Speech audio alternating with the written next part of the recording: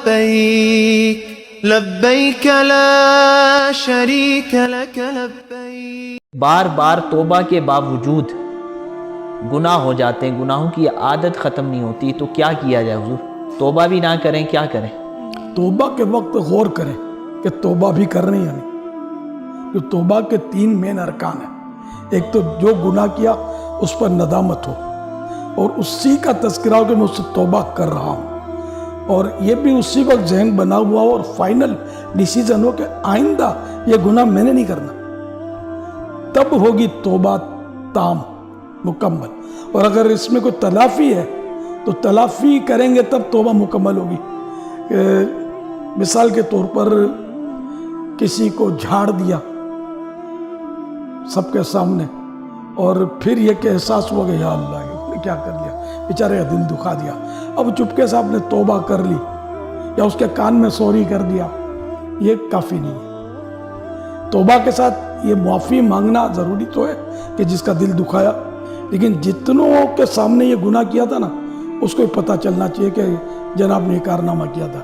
ये इतना ज़ोरदार हमारे लिए कोड़ा है, हमारे नफ्स के लिए, कि आदमी गुनाह से बचेगा यार सबके सामने, फिर कैसे होगा? हिम्मत ही नहीं होती ना सबके सामने, जबकि जितनों के सामने किया था। और अगर अकेले में किया था फिर अकेले में सही।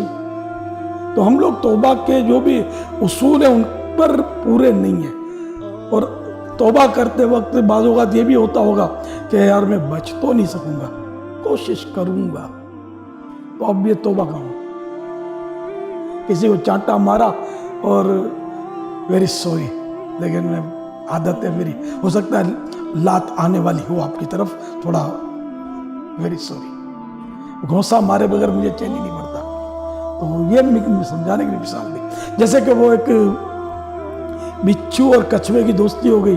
अब बिच्छू को सैर करने की ख्वाहिश हुई पानी की, तो बिच्छू ने कहा, वो कछुए ने कहा मेरी पीठ पर आ जा। तो पीठ पर बिठा करो, कछुआ जो है वो तैरने लगा और बिच्छू मुड़ में आ गया।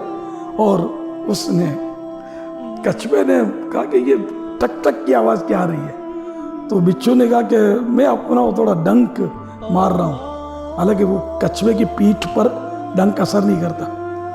तो नहीं यार डंक नहीं मार, नहीं मैं क्या करूँ, आदत से मजबूर। तो कछुआ थोड़ा और आगे बढ़ा और इसने मारी डाई, गोता लगाया। वो बिच्छू चीखने लगा ये क्या कर रहे हो?